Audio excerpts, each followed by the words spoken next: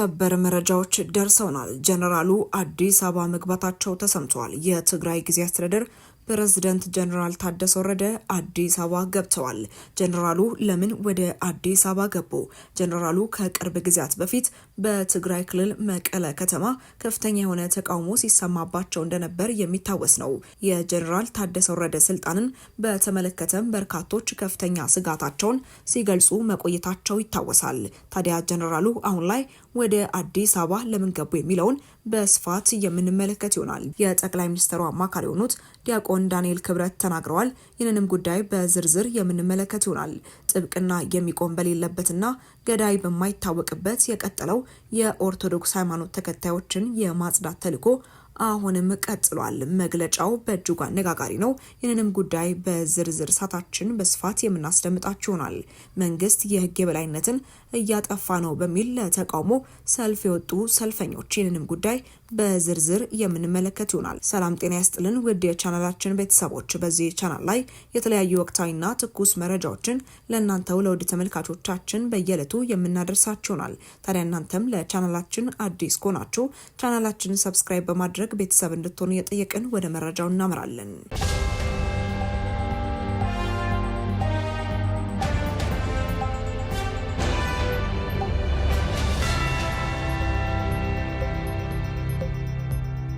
በተለያዩ የሀገራችን አካባቢዎች በኦርቶዶክስ እምነትና ንጹሃን ዜጎች ላይ የተጀመረው የማጽዳት ዘመቻ ከአርሲ ወደ ወለጋ ፊቱን በማቅናት የሆሮ ጉሎ ወለጋ የሀገረ ስብከት ስራ አስኪያጅ መላከ ሄዶም ቀሲስ ዱጉማ ኡፋና ቀሲስ ደሳለኝ ነመምሳ በዓል ለማክበር በወጡበት ከህዳር 21 ጀምረው ሻምቡ መግቢያ አካባቢ ታግተው ቅዳሜ ታህሳስ 4 ቀን 2018 ዓ.ም በአጋቾች መገደላቸውና በአባትነት በተመላለሱበት ምድር የቀብር አፈር ተነፍገው አስክሬናቸውም እንዳልተቀበሩ ከቦታው ለማረጋገጥ እንደቻለ እናት ፓርቲ ገልጻል። በመግለጫው አሁንም ገዳዮቹ ላለፉት 7 ዓመታት በሚገድሉበት የዳቦ ስም ታጣቂዎች ናቸው በሚል መሸፈኑ ነገሩን አስገራሚና ግራጋቢም አድርጎታል።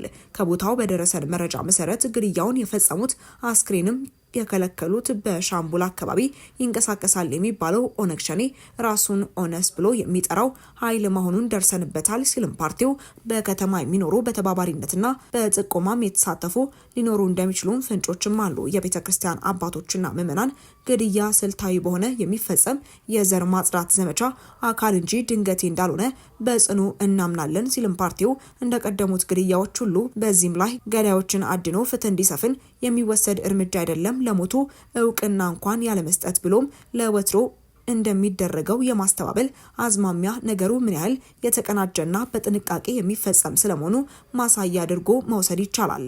ቀሲስ ዱግማ የ6 ልጆች አባት ሲሆኑ ቀሲስ ደሳለኝ የመንግስት ሰራተኛና የ2 ልጆች አባትም ነበሩ ሲልም ፓርቲው በመግለጫው በአንጻሩ ለነዚህ በእምነታቸውና በሃይማኖታቸው ተልኳቸው ምክንያት ለተገደሉ ወገኖቻችን ጥብቅና የሚቆምና የሚከራከርላቸው አካል እንደሌለ ብናውቅም እናት ፓርቲ ይህን ሃይባይ በሌለበት ሁኔታ የሚደረግ ዘር ማጽዳትና ዘር ማሳሳት በጽኑ ያወግዛል።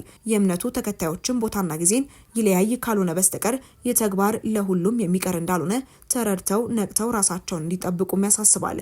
በመጨረሻም ፓርቲያችን ለሞቱት ረፍተ ነፍስን ለቤተሰቦቻቸው፣ ለወዳጅ ዘመዶቻቸውና ለመላው የእምነቱ ተከታዮች ደግሞ መጽናናትን ይመኛል በማለት እናት ፓርቲ ከሰሞኑ የተገደሉትን የኦርቶዶክስ እምነት አባቶችን በተመለከተ ባወጣው መግለጫ ላይ አስታውቋል። ወደ ቀጣይ ጉዳያችን ስናመራ የትግራይ ክልል ጊዜያዊ አስተዳደር ፕሬዝዳንት ጀነራል ታደሰ ወረደ ከፌዴራል መንግስት ከፍተኛ የስራ ኃላፊዎች ጋር በወቅታዊና አጠቃላይ ጉዳዮች ላይ ለመምከር አዲስ አበባ መግባታቸው ተሰምቷል።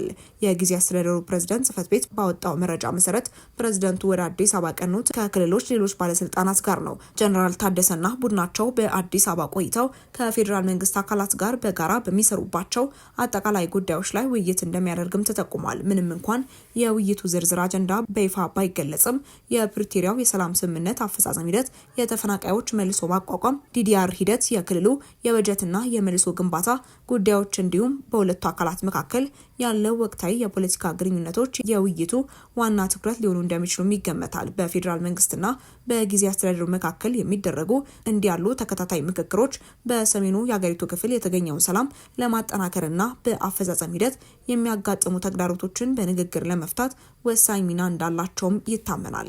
ወደ ቀጣይ ጉዳያችን ስናምራ ኤርትራ የሆነችበት ምክንያት ይፈርሳል ሲሉ ዲያቆን ዳንኤል ክብረት ተናገሩ። ኤርትራ የተገነጠለችው ኢትዮጵያ የባህር በር እንድታጣ ታስቦ ነው። ኢትዮጵያ የባህር በር ስታገኝ ኤርትራ የሆነችበት ምክንያት ይፈርሳል። ኤርትራ እንድትሆን ያደረጋት መነሻውና ሌሎች ሀገራትም የተቀበሉት ኢትዮጵያ የባህር በር እንዳታገኝ ነው። ልክ ኢትዮጵያ የባህር በር ካገኘች ኤርትራ ምን ታደርገዋለች? የጠቅላይ ሚኒስትሩ የማህበራዊ ጉዳዮች አማካሪ ዲያቆን ዳንኤል ክብረት የተናገሩት ንግግር በርካቶችም እየተቀባበሉት ይገኛሉ።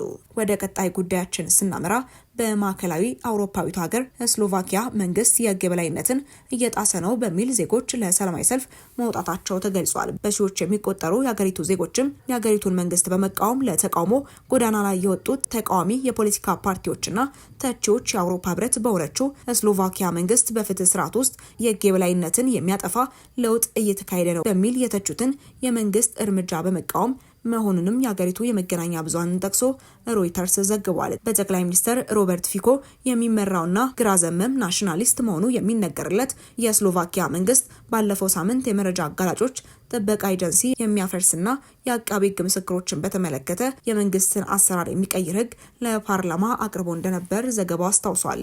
ይህንን የመንግስት እርምጃ በመቃወም ፕሮግሬሲቭ ስሎቫኪያ የተባለው ዋነኛው የሀገሪቱ ተቃዋሚ ፓርቲ ሰላማዊ ሰልፉን የጠራ ሲሆን የአውሮፓ ህብረትና የሀገራቸውን ሰንደቅ ዓላማ የያዙና የፊኮ መንግስት ወንበዴዎችን እየደገፈ ነው የሚሉ መፈክሮችን የሚያሰሙ በሺዎች የሚቆጠሩ ዜጎችም ዋና ከተማዋን ብራቲስላቪያን ጨምሮ በመላ ሀገሪቱ ሰልፍም ወጥተዋል። ሰልፈኞቹ ፊኮ ይበቃናል እናም አሳፋር የሚሉ መፈክሮችን በጋራ ሲያሰሙም ተደምጠዋል።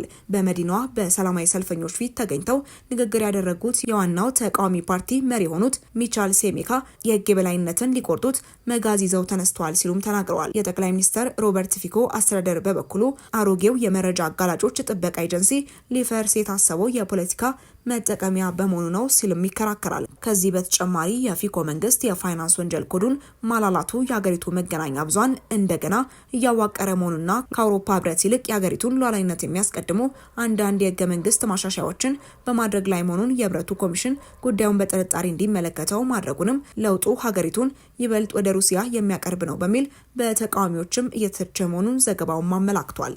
ወደ ተመልካቾቻችን ለእሳቱ የነበረን መረጃ ይህንን ይመስል ነበር። አብራችሁን ስለነበራችሁ እጅግ አድርገን እናመሰግናለን። በቀጣይ እስክንገናኝ ድረስ መልካም ቆይታ።